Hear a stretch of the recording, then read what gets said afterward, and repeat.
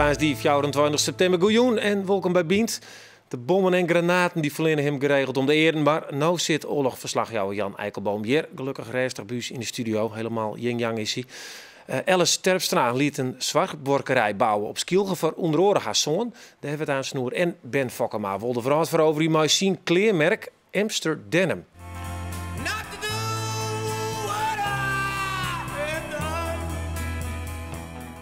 Ja, dat is een beetje die trademark ontwinnen, hè? Ja, dat is het Engels horen. Even een vraagje hoe vies komen was het in de vraag. Wat voor superster Martien Broek on hebben voordat het echt een succes is? Nou, ik ga net heel veel helden. Eigenlijk zou ik helemaal geen held.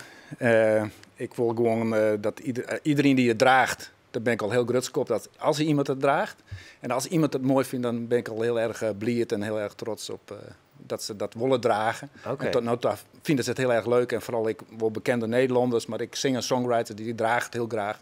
En dat ben op het moment mijn helden. Oké, en Jan en ik, die zouden je wel in passen? Ja, zeker. Mooi. Zeker. Nou, daar hebben we het aan weer doen.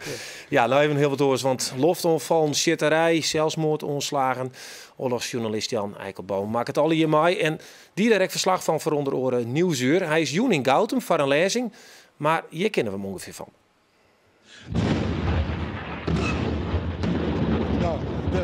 Nou, daar zou je het hebben. Dit is dus hoe Gaza-stad op dit moment is. Ja, Jan Eikelboom, dit weer Gaza-stad, maar verleden week, vorige week zag ik u dus nog volgens mij met de Koerden. Ja, klopt. Noord-Irak. Ja, er gebeuren waren ook enge dingen aan de hand. Ja, daar is het oorlog. Daar is het volop oorlog. Daar zijn we een aantal keren naar het front gegaan. Naar plekken, we proberen altijd naar plaatsen te gaan waar het toch veilig is. In ieder geval voor ons veilig is, maar we hebben toch een aantal keren meegemaakt dat het uiteindelijk helemaal niet veilig bleek te zijn. En dat mortiergranaten niet naast ons neerkwamen, maar het scheelde ook niet echt heel erg veel. Ja, ik zei net, hij zit hier redelijk ontspannen aan tafel. Ja. Maar moet je ook nog iets kwijt als je weer in Nederland bent? Heb je dan ergens, voel je nog spanning? Nou, je moet vooral de adrenaline kwijt. Je krijgt ongelooflijk veel adrenaline van het werken in oorlogsgebieden. Je bent natuurlijk dag in dag uit tot... Ja, in al je poriën, je voelt alles helder, je voelt alles erger. De kleuren zijn helderder, alles is scherp. Je bent voortdurend gespitst op gevaar. Je bent heel hard aan het werk ook nog eens een keer. En daar krijg je zo ongelooflijk veel adrenaline van. Dat als ik thuis kom in Nederland, dat ik me meestal een hele week lang chagrijnig op de bank zit. En dat heb ik dan ook echt even nodig. En schichtig ook bijvoorbeeld? Nee, niet schichtig. Ik heb dat wel een tijdje gehad. Dat je bijvoorbeeld als er iets valt, dat je meteen denkt van explosie.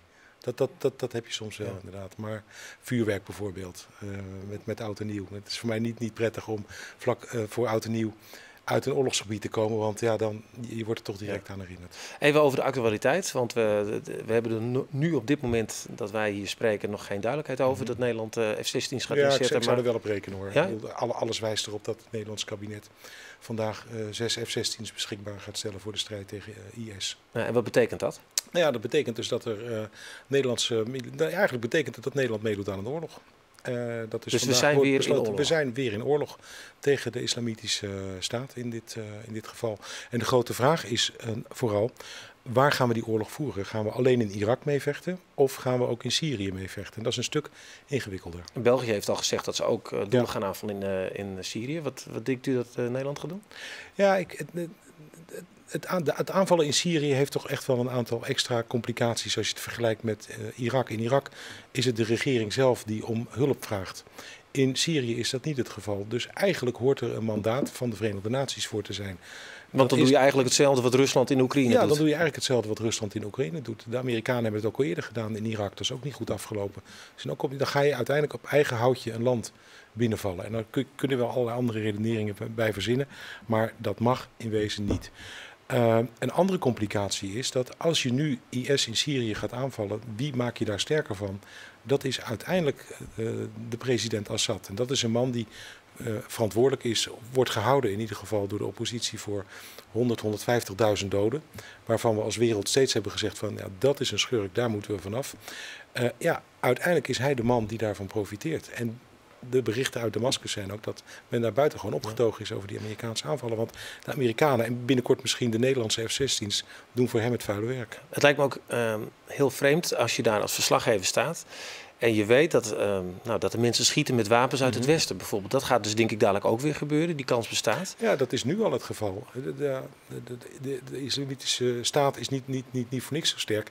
Hun wapens die hebben ze afgepakt van het Irakese leger toen ze dat versloegen. Ze hebben enorme wapenvoorraden.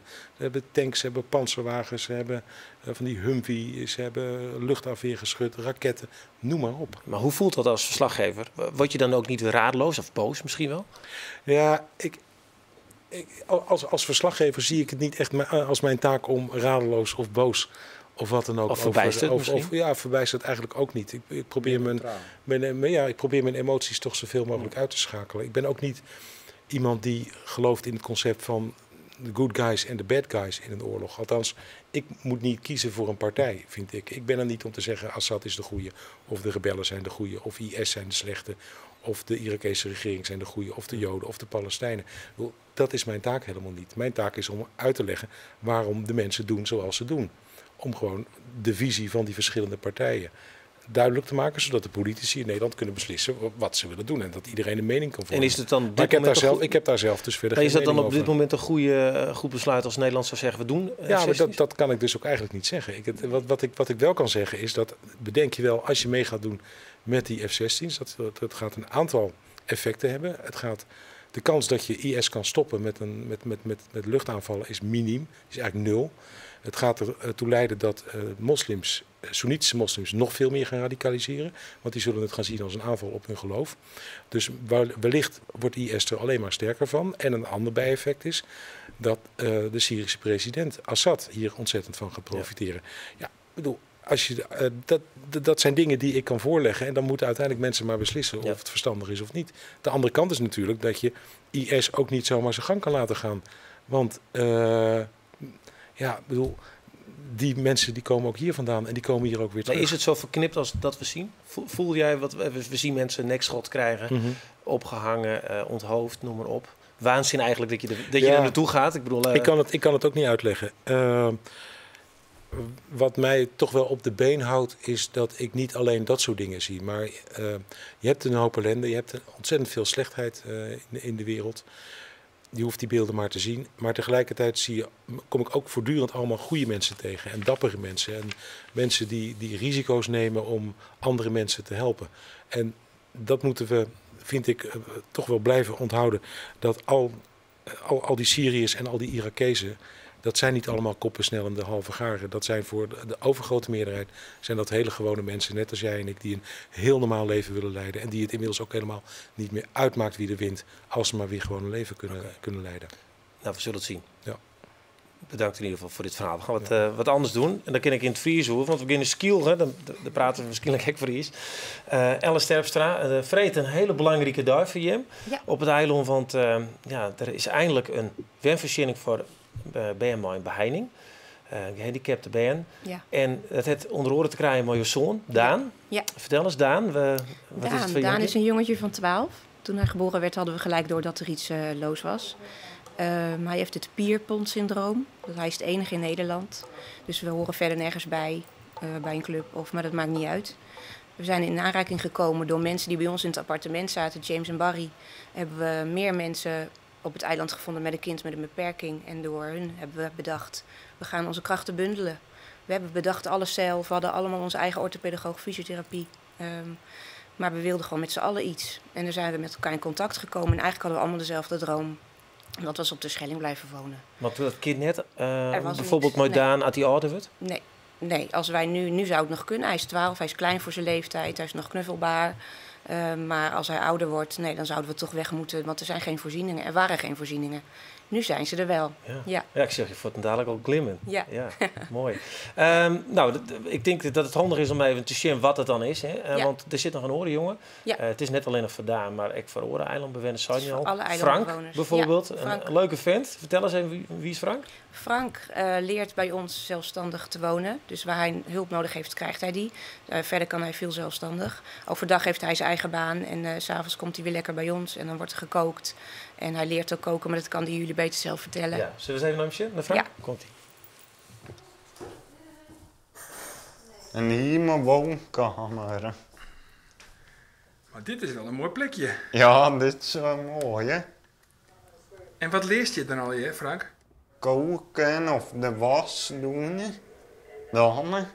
En maar even zien. Ja, verder niet echt dingen ook. Maar eten sieren, wat vind je nou leuk om kleren te maken? Oh ja, macaroni en spaghetti wel. En bietjes. Of bloemkool. Zulke lekker. En dan zit je nog voor jouw weekend. Ja. Hoe lang blijf je nog waaien? Tingst. Oh, ik denk een half jaar. En dan kiest op diezelf. Ja. En wat vinden die ouders dat je is? Oh, ook goed. Alleen soms liet ik ook de hond uit. Of dan maakte ik de vaatwas, ruimde ik op, dan maakte ik hem leeg. En dat vinden ze wel jammer dat ik dat nu niet meer kan doen. Hè. Ja, dat is wel mooi hè, dat hij dat zei. Ja, hij kan het goed vertellen. Ja, maar Frank die krijgt dus een plakje om te wennen, om het zelf wennen uiteindelijk op Skilge. We hebben daar 4 appartementen voor. Frank bewoont 1 appartement. Er zijn daar dus ook nog appartementen vrij voor jongvolwassenen op Terschelling die onder begeleiding willen wonen. En eigenlijk doen we 3 dingen.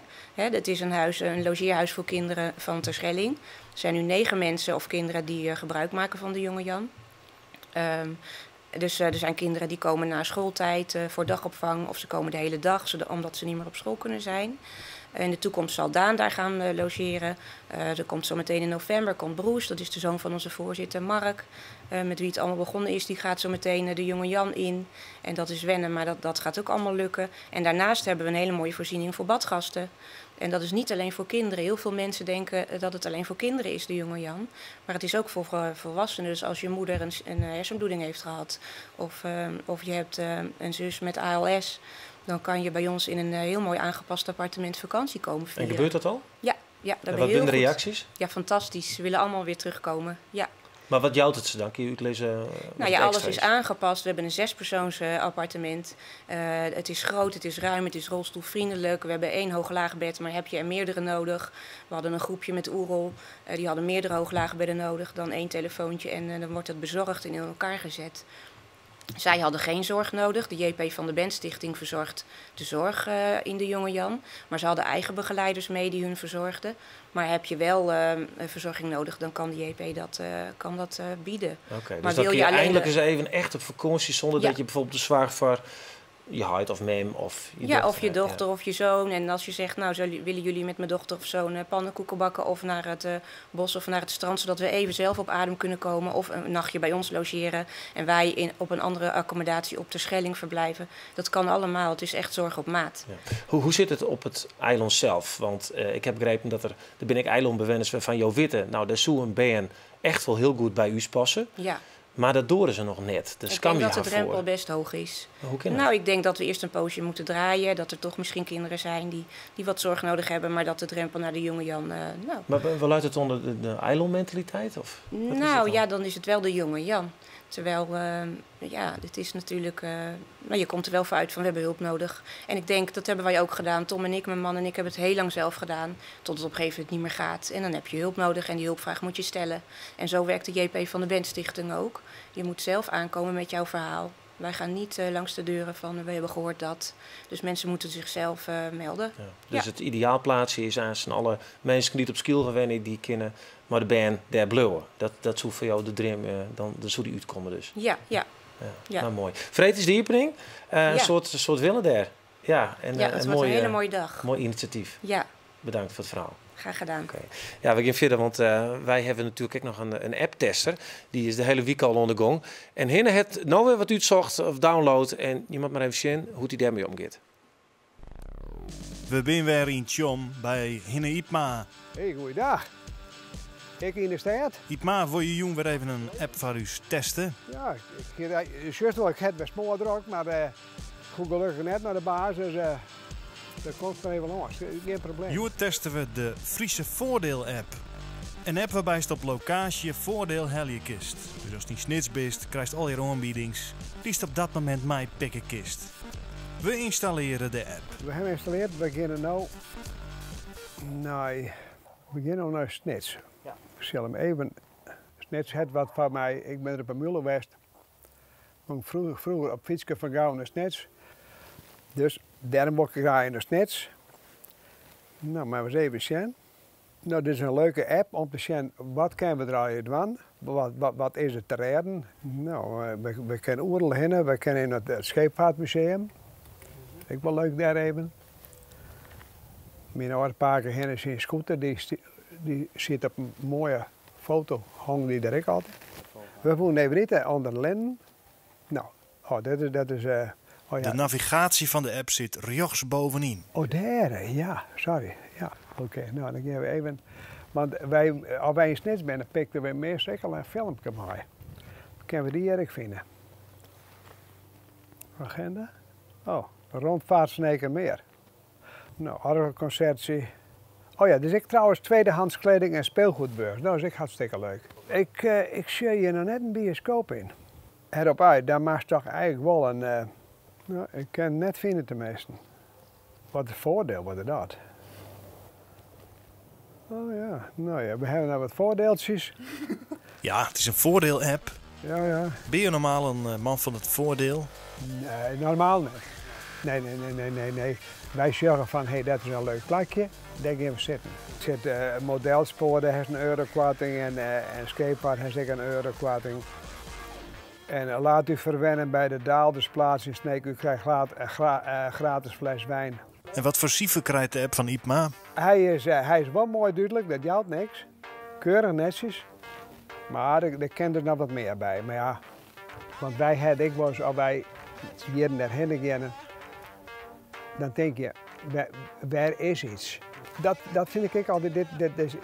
Waar moet je heen, waar is wat te redden? Hier lees je het in de kranten, je kent hier in de kranten lezen, maar dat is daar net zo. Ja, ik jou denk dit is goed. Ik zie geen rarigheden in. Morgen testen we de favoriet van Ipma zelfs, graftombe.nl. Dat is mijn kans. Ja, als puber uit Drachten, wie hij al als orenjongens eigen pot leert op, 3 keer thuis, oren clean on. Nou, het is eigenlijk geen wonder dat Ben Fokker maar de mode ingong en nou zijn eigen merk het. Amsterdam, ja, de tafel laat je vol. Ja. Ben, welkom. Dank u wel. Ja, daar laat je van alles voor, hè? Ja. Vertel eens even, hoe is een jongen in Drachten, hoe heeft het eigenlijk overleefd eigenlijk, maar eigen pot leert in Drachten? Want dat is mijn eerste prangende vraag. Ik ben gewoon heel sterk. Dus het waren nooit ruzie met te ziekje, dus dat weer de grootste reden eigenlijk. Dus ik ben in alles apart en oors. Maar dat vond ik gewoon leuk om te doen. Dus dat weer gewoon. En ik had er zelf helemaal geen les van. En oor had er ik net les van. Dus ze zeiden, nou ja, dat is gewoon Ben. En dat is weer helemaal klaar. En de verklaarde stik een paar keer 1000 zegt. Ja, ik maakte mijn eigen kleren toen al. En ik maakte van alles mijn eigen outfits, zeg maar. Ja, okay. Ik weer voor het eerst ik met een joggingpak op squallen. En dat hield ik nog nooit vergeten. Dat weer als een pyjama, hè, vroeger. Hè? Dat hielden ze nog nooit zien. Hè? Dus, dat is echt cool. Nou, in ieder geval iedereen daar wist... Ja, dat is Ben. Ja, precies. Ja. Oké, dan is ik maak even op je sprong. Ja, dan is het uiteindelijk best kok op Vlieland. Ja. En dan is het werkje bij een paar mode. Wat is winkels, het? Modewinkels, in Amsterdam. Ja. Vertjeenwurger. Ja. En... Nee, net Vertjeenwurger. Letterlijk ben ik als Vertjeenwurger bij Lee begonnen. Maar ik hou het als oergang ben ik zeg maar van de kok. Had ik een Detex detailhandel die in de Jonhoeren. En omdat ik altijd al mijn kleding bezig was natuurlijk. En dat ik wil mijn passie. Maar ik vond het ook wel lekker om yield te verschijnen. Dus daarom wie ik als kok op Vlieland, zeg maar. Ja, en dan komt er uiteindelijk een stap. Dus is bij een bekend merk, Scotch & Soda. Ja. En wanneer besluist van, nou, dit ken ik eigenlijk zelf volle beter? Oh, beter, dat hoop ik wel. Dat zou heel mooi wezen, want ze doen iets van... ik denk dat ze nou iets van zo'n 100 miljoen doen per jaar. Okay. Dus dat is wel hartstikke goed. Maar ik had er wel een beetje aan mij werken met Scotch & Soda. Ik had een hele rood flying mee om zeg maar, shop-in-shops te verkopen aan Cotton Glass, Galerie Lafayette en David Jones in Australië bijvoorbeeld. Ja. Hey, dit is simmer wie dus de echte campagne begon hè, van die, en dat dost dan sa. Zullen we eens even zien? Oké, graag. Ja.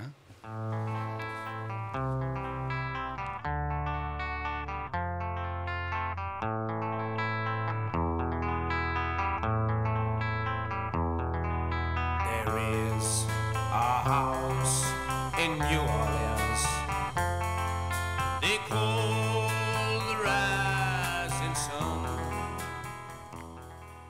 wat is dit eigenlijk? Waarom doet het zo? Nou, dit is de promotie voor de winkels. Want het ontstaan van de Spiekerbroek en dat week het ontstaan van Amsterdam, die hebben dan ik liek. Pakken we hem eens even bij. Pakken we eens even een mooi Spiekerbroekje bij, want ze lezen hier op tafel. Hier laat ik nog Nou ja, dit is dus het logo van Amsterdam, hè? Dus Amsterdam en Denim in één woord. En zo is Amsterdam ik ontstaan. Maar dit is de eerste kaart van Amsterdam. Dus dat is heel mooi, want hier is juist de rivier de Amstel. Was het iets hoger hoor? Oh ja, helemaal goed. Zo. Dit is de rivier de Amstel. Dus dat dit die al je weilands is maar. Daar hebben ze de dam plaatst. Dat weer een ontmoetingsplaats is maar van handelsman en visserman. Jan die zit een beetje te kijken. Nee, alsof je de kaart er echt in ziet, maar het is echt de kaart. ik zie hem er niet in hoor. Ja, het is echt de kaart. Nou, maakt niet uit. In ieder geval, dit is de Dam. Hier heb je nu het paleis. Hier heb je dus de Bijenkorf en hier heb je nu Carré. Okay. Dus dat is wel echt de eerste kaart van Amsterdam. Alleen, ik heb het wat minder glooiend gemaakt. Ik heb het abstract gemaakt. En hier heb je dus Amsterdam-Noord, hier heb je nu Centraal. En dan zo ontstaat dus hoe Amsterdam is ingericht. Met zeilboten, met bruine zeilen. En nu komen we ook direct bij de tanen terecht. Ja. Die bruine zeilen die werden getaand en er werden ook de eerste werkbroeken van gemaakt. Amsterdam is ingericht om, zeg maar, om handel te drijven. Dan ga ik direct over in Nederland. Ja, de meestal in de vies, hè? Ken al hier. Maar om handel te drogen over de hele wereld. En zou we Amsterdam ik inrichten om weer handel te drogen, zeg maar, over de hele wereld. En dat moesten mijn zielboorden. En die zielboorden in bruine zielen. En die bruine zielen en alle buitenstoffen vroeger, die werden getaand. En tanen is van de oorsprong is dat gemalen eikenschors. Daar gooien ze dan in een grote bak met water. En daar gooien ze dan die zeilen in. Zielen mij net zitten. De zeilen in. En daar gaan die zeilen gaan dan 20 jaar lang aan mij in de plaats van zeg maar een ier. En zit dat hier rek in? Nee, nou, wel aan de binnenkant van de broek. Dat is wel heel erg leuk. Deze is in die bak met butter geweest? Nee, dat ga ik straks uitleggen. Okay. Want als promotie, want hier heb je dus die bruine. Dit symboliseert zeg maar die bruine zeilen. En hier zie je ook dat Amsterdam de denim hoofdstad van de wereld is. Oh, daar zit ik nog een baltje op, een broodbol. Ja, dus die 3 zeilbootjes met de bruine zeilen, die gingen dus Amsterdam inrichten. En dus daar ze dus, hier maakten ze de eerste werkbroeken van. Dus alle getaande stoffen, die buitenlijn, die werden dus staand. Dat is gemalen eikenschors in een grote bak met water. Dat wordt dan bruine drap. Daar gooien ze dan die zeilen in. En dan gingen die zeilen namelijk, wat ik al zei, 20 jaar lang aan mij. Oké, maar ik zie toch echt een gewone spijkerbroek eigenlijk. Ja, dit is een gewone spijkerbroek. Maar als promotie vonden wij het leuk om ook spijkerbroeken te tanen. Omdat de oorsprong van de spijkerbroek ook voor getaande stof is gemaakt. Hey, wat is nou verder de stap? Want er is nog net winkels. Een winkel van diezelf. Nee. Dit is echt een merk. Zit nog in een bannerskwon. Ja. Hoe gaat het dan verder? Nou, we zijn begonnen met de leukste winkels van Nederland. Hè? Dus de meesten die geïnteresseerd zijn en die met passie zeg maar het merk verkeepje wollen. Helemaal geen druk, niks. Ik had er ook nog net echt heel veel verdiend, zeg maar. Meesten zijn echt geïnteresseerd in het verhaal achter Amsterdam en achter het, denim in het algemeen en het ontstaan van denim. En dat vertel ik helemaal in mijn eigen merk. En daarom, omdat het zo authentiek is en echt bij de oorsprong bij komt, ondanks het nog maar niet heel oud is, maar de geschiedenis is wel vanaf 1200 natuurlijk, omdat Amsterdam in 1275 is ontstaan. Nou, zullen wij vast dat waan, zullen wij daar volgen gewoon op de scène hoe het verder gaat maar niet merk? Ja, dat is er nog volle meer over vertellen kisten. Ik bedoel, er zullen natuurlijk modeshows en alles komen. Ik lees al in de mooiste winkels hier in Friesland, maar ik in Amsterdam met mooie plakken. Dus, en Amsterdam, daar kun je het ondervinden. Ja. Bedankt voor die verhaal. Je wel hier bedankt en succes aan Sneekautum. Ja, dus als ik Fries praten, dus ik oefen nog vast even. Ja, en je maakt succes vreed. Ja, dit wie bient. Morgen hebben we toe de uitdrukking een goede buur is beter dan een verre vriend. Nou, zo'n de programma's als de rijdende rechter en bonje met de buren, zo'n je denkt dat dat net meer helemaal klopt. Wij zien je het voor je muut. Voor nou nog een hele nog verder.